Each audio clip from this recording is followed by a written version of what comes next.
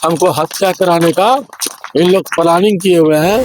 तो कुछ ऐसा काम करके जाओ कि जनता याद रखे जन्म जन्मांतर तक कि जोगिंदर साहब ऐसा था शख्स कि उन्होंने जनता के लिए आहुति और कुर्बानी देने का काम किया। निश्चित रूप से एक जोगिंदर साहब मर जाएगा तो हजारों जोगिंदर साहब, 100 नहीं हजारों जोगिंदर साहब पैदा लेंगे और फिर कंपनसेशन लेकर के रहेंगे। और इसमें जीत हमारा 200% जीत होगा। 4 गुना रेट यहाँ RFCTLR के तहत देना पड़ेगा। ये चोंगा तोड़ देने से जोगिंदर साहब की आवाज दबने वाला नहीं है। अब इन लोगों के पास लाइसेंसिंग गुंडा है, हम लिख के कहा दें? न्याय तो मिलना है नहीं, इसलिए हम कहीं लिख के नहीं देना चाहते। हम बोले अरे मरना क्या है, ये शरीर राख बनने वाला है, जाने का टिकट फिक्स है। जो अपने जवाबदेही को कोई लेना चाहिए नहीं चाहता है। थाना पर भाई से लोग पूछे कितना, बोले नहीं हम लोग नहीं थे। कौन आया भाई? बाहर से डकैत आया, चोर आया, पुलिस आया। लेकिन हम जो गाड़ी देखे इन लोग का, 2 गो चोंगा लगा हुआ था, हमको लगता है SDPO भी आया होगा, SP भी आया होगा। जिस तरह से फोर्स आया था, बस में भी था फोर्स, और करीब 8-10 गाड़ी, ये बोलेरो, सारा बोलेरो, स्कॉर्पियो। तो ये सब मांजरा सब आप देख रहे थे? निश्चित रूप से हम देख रहे थे, मांजरा देख रहे थे। तो हम सोचे कि भाई अब वहां पर हो सकता है अभी हमको थोड़ा सा संभल के रहना भी है, क्योंकि आंदोलन बहुत बड़ा है और इससे आम जनता को काफी लाभ होने वाला है। लाखों करोड़, हजारों में नहीं जाएगा ये लाखों लाख करोड़ में जो आंदोलन कर रहे हैं उसका हिसाब किताब है। क्योंकि रैयत को जब RFCTLR 2013 कानून लागू होगा, ये कमर्शियल काम कर रहा है, यहाँ कमर्शियल रेट देना पड़ेगा। क्योंकि हाउसिंग रेट तो यहाँ तो हाउस नहीं बना रहे जो हाउसिंग रेट देगा। हाउसिंग रेट, इंडस्ट्रियल रेट को यहाँ इंडस्ट्री तो बैठा नहीं रहा है जो कि इंडस्ट्रीज का रेट देगा। एग्रीकल्चर रेट, वो भी यहाँ तो कि खेती बाड़ी नहीं कर रहा है जो एग्रीकल्चर रेट देगा। तो ये है कमर्शियल रेट। चौथा जो कमर्शियल रेट है, कमर्शियल रेट के हिसाब से अगर यहाँ जमीन का रेट कम है तो केरेलाड़ी और टंडवा का जो रेट है वहां पर जमीन का प्रति डिसमिल, उसको डिसमिल को एकड़ में करके 4 गुना रेट यहाँ RFCTLR के तहत देना पड़ेगा। इसी चलते इन लोग हमको हत्या कराने का इन लोग प्लानिंग किए हुए हैं। और उसका जीता जागता उदाहरण परसों 12 बजे रात, 11 साढ़े 11 बजता हुआ रात को ये जघन्य अपराध करने का प्रयास किया और हम नहीं मिले। हम लोग राउंड अप में थे, अनिश्चितकालीन हड़ताल और नाकेबंदी का, और इसी के चलते जो है हम यहाँ नहीं थे। जब हम आए तो इन लोग को देख रहे भाग रहा है, एकदम चोंगा लगा हुआ, बोलेरो में चोंगा लगा हुआ, पुलिस प्रशासन था पूरा। और उसके बाद NTPC के अधिकारी थे, कुछ दलाल लोग भी थे, उसको भी चिन्हित मैंने कर लिया है। और एक लोडर था, जो लोडर यहाँ से तोड़ फोड़ करके जा करके आगे से, और जहाँ कोयला डैम है वहां से घुसा रहे ऐसे करके इधर लोडिंग पॉइंट में चला गया। सारा हरकत आप देख रहे हैं? एक मेरी आंखों देखी है, ये मेरी आंखों देखी है। लेकिन ये चोंगा तोड़ देने से जोगिंदर साहब की आवाज दबने वाला नहीं है। ये टेंट को जमींदोज कर देने से मेरी हौसला कम करने वाला नहीं है।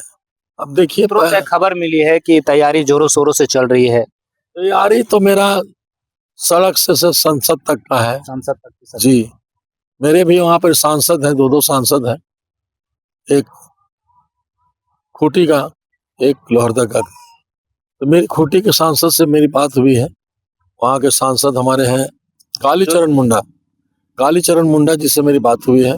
उन्होंने कहा है कि हमको एक बना के रिपोर्ट दीजिए, उसको हम संसद में आने वाले बजट सत्र संसद जो खुल रहा है उसमें देंगे। और अभी विधानसभा में भी हमारे विधायक लोग हैं, उसको भी सदन में उठाएंगे। क्योंकि ये बहुत बड़ा चीज है। यहाँ के अधिकारियों को कितना पैसा मिल रहा है कि जो लोग पागल हो गए। हम लोग जन प्रतिनिधि को हत्या तो करवा ही सकते हैं, इतना तो कंपनी वाला इतना पावरफुल है। सीधा आरोप लगा रहे हैं कि आपकी हत्या कर दी जाती अगर उस रात में, अगर आप होते। नहीं, निश्चित रूप से अगर उस रात में तो मेरी हत्या फाइनल थी। बहुत बड़ा आरोप लगा रहे हैं। ये आरोप हम लगाएंगे और इसमें हमको लगता है कि सरकार भी इसमें संलिप्त है।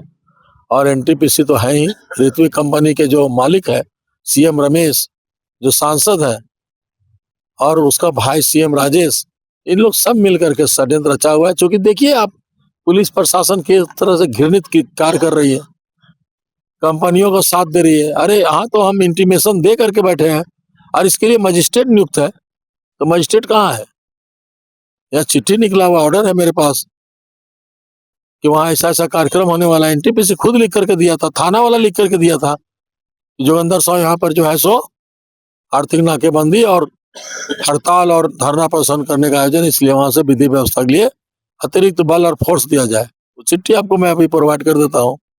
लेकिन इन लोग अपनी अपनी जवाबदेही से कांड करके, अब इन लोग के पास लाइसेंसिंग गुंडा है, हम लिख के कहा दें? न्याय तो मिलना है नहीं, इसलिए हम कहीं लिख के नहीं देना चाहते। हम बोले अरे मरना क्या है, ये शरीर राख बनने वाला है, जाने का टिकट फिक्स है, तो कुछ ऐसा काम करके जाओ कि जनता याद रखे जन्म जन्मांतर तक कि जोगिंदर साहब ऐसा था शख्स कि उन्होंने जनता के लिए आहुति और कुर्बानी देने का काम किया और हम लोग को फेयर कंपनसेशन देने का काम किया।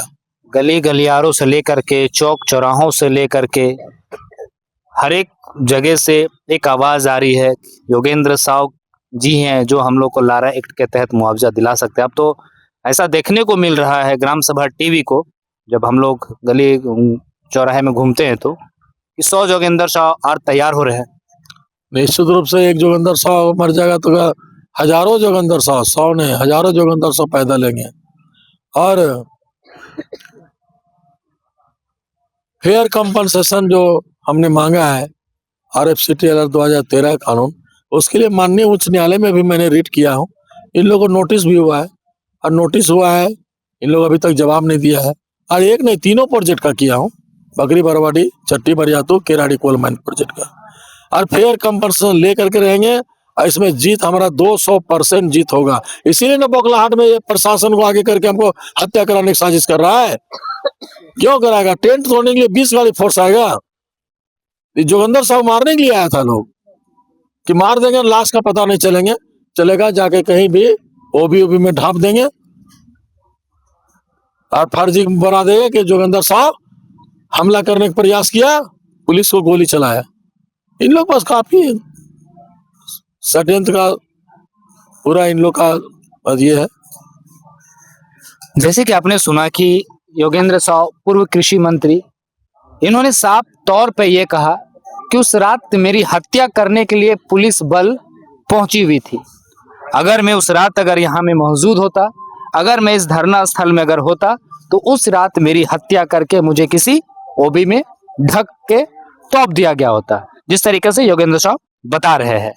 तो लगातार आपको ये 24वां दिन अनिश्चित हड़ताल में बैठे हैं पूर्व कृषि मंत्री योगेंद्र साहब, और ये पगार कोल माइंस की खनन है जो पूरी तरीके से अभी ठप है। तो लगातार आप ऐसी खबरों के लिए आप हमारे साथ बने रहिए। फिलहाल दीजिए इजाजत, नमस्कार।